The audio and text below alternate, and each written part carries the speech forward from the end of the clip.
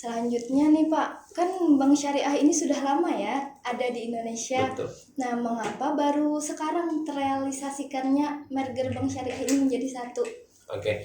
Kalau kita bicara tentang sejarah Bank Syariah dari awal ya, ini kan merupakan inisiasi dari MUI dan juga pemerintah pada waktu itu, kemudian membentuk yang namanya Bank Muamalat Indonesia. Nah, tetapi kebutuhan masyarakat Indonesia yang mayoritas muslim ini memerlukan lembaga keuangan yang lebih besar lagi sehingga dapat menjangkau pada tatanan yang lebih luas. Nah, pada momen-momen ini itu dirasa sudah saatnya nih membuat lembaga keuangan plat merah yang memang besar gitu ya. Jadi atas nama BSI itu. Dan pada saat ini itulah waktu yang dianggap sangat tepat ya begitu. Nah, di waktu yang tepat ini kan kebetulan sekali kita tengah dilanda pandemi nih Pak. Betul. Nah, apakah itu terlaksana di masa pandemi ini ada keterkaitannya kah? Jadi sehingga dilaksanakan di masa pandemi atau memang cuma waktu yang tepat aja? Oke. Jadi kalau kita lihat lebih jauh ya, masa pandemi ini memang masa-masa sulit bagi dunia bisnis ya, khususnya UMKM. Mereka mengalami problem dalam hal penjualan dan lain sebagainya, juga dalam hal permodalan. Nah, maka pada saat inilah pemerintah menganggap perlu untuk mensinergikan ya lembaga keuangan perbankan syariah menjadi satu lembaga keuangan yang kuat ya, yang bisa membantu UMKM tadi keluar dari permasalahan yang dihadapi pada saat ini. Saya kira seperti itu. Berarti berkaitan ya Pak. Betul. Nah, karena berkaitan tadi apa aja sih pengaruh dari merger Bank Syariah ini terhadap perekonomian secara umum nih Pak? Secara umum di masa pandemi ini. Ya. BSI atau Bank Syariah Indonesia ini memang baru ya, baru artinya itu hanya beberapa bulan yang lalu ya diresmikan oleh Jokowi atau akhir tahun 2020. Nah, memang belum dirasa besar ya pengaruhnya terhadap perekonomian di Indonesia. Tapi kedepannya dengan asa optimis yang besar ya, saya berpikir bahwa BSI ini akan sangat membantu bagi pengembangan ekonomi di Indonesia, terutama berkaitan dengan pengembangan UMKM yang ada di Indonesia. Nah, baik, itu kan tadi kita membahas secara umumnya nih Pak pengaruhnya. Nah, lalu sesuai tema kita, apa sih pengaruh merger Bank Syariah ini terhadap ekonomi syariah itu sendiri? Oke. Jadi dari awalnya tahun 90-an 1990 1991 itu muncul bank muamalat ya, mulai diinisiasi sampai diresmikan. Itu merupakan tonggak sejarah bagi pengembangan perbankan syariah di Indonesia. Nah, kemudian seiring berjalannya waktu itu bank syariah memang belum memenuhi keinginan dari masyarakat Indonesia untuk menjadi pemimpin di perbankan syariah di Indonesia yang mayoritasnya adalah muslim.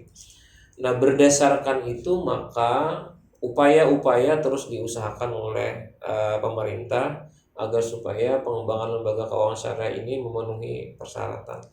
Nah, BSI ini diharapkan mampu memenuhi keinginan dari pemerintah dan masyarakat tadi agar supaya memang penduduk muslim terbesar di dunia ini, di Indonesia ini memperoleh layanan perbankan secara baik ya seperti itu. Sesuai dengan syariah ya Betul, Pak. iya. Nah, lalu apakah dengan adanya hadirnya BSI ini mampu menarik minat masyarakat Indonesia sendiri itu untuk memilih bank syariah daripada bank konvensional? Oke. Jadi memang bank syariah ini secara perkembangannya ini sangat menggembirakan sekali, terutama setelah mergernya 3 bank pemerintah ini menjadi BSI. banyak kalangan yang memprediksikan bahwa BSI ini akan banyak berpengaruh ya terhadap perekonomian di Indonesia dan juga pengembangan perbankan syariah di Indonesia. Nah, kita akan lihat nantinya ke depannya bagaimana lembaga keuangan perbankan syariah ini bisa menjadi pemimpin ya di bisnis ekonomi syariah di Indonesia. Nah, mungkin ini pertanyaan yang terakhir nih Pak, Iya. sekaligus menutup. Nah, bagaimana cara agar kita, apalagi yang kita sendiri yang mempelajari ekonomi syariah nih, bisa menggerakkan masyarakat muslim ini untuk memilih bank syariah daripada bank konvensional tadi? Oke, jadi begini. Bank syariah ini memang sudah, Bank Syariah Indonesia ini memang sudah dioperasikan ya, sudah resmi dioperasikan. Tetapi tentu saja dalam pengembangannya agar supaya sesuai dengan diharapkan ini diperlukan peran serta dari semua komponen.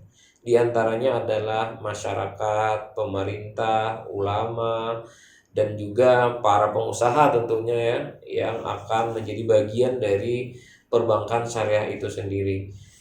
Misalnya begini, bagi ulama mereka perlu untuk mensosialisasikan aspek kesyariahannya agar supaya masyarakat ini berminat untuk menggunakan lembaga keuangan syariah.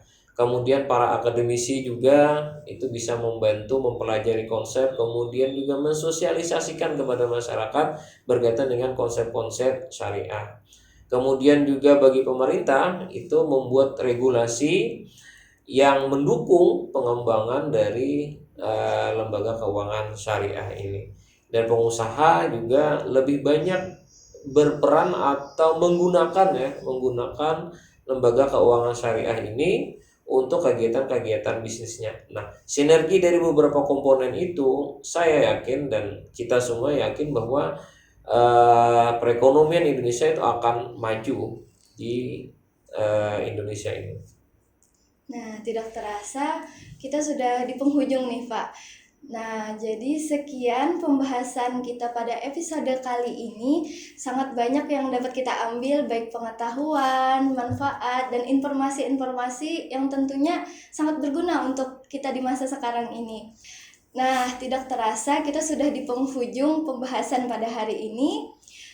Sekian pembahasan kita pada hari ini. Sangat banyak yang dapat kita dapatkan, baik itu pengetahuan, informasi, dan manfaat agar kita bisa terus mengembangkan ekonomi syariah di Indonesia. Nah, jangan lupa untuk like, comment, subscribe, and share sebanyak-banyaknya. Mohon maaf atas segala kekeliruan maupun kesalahan.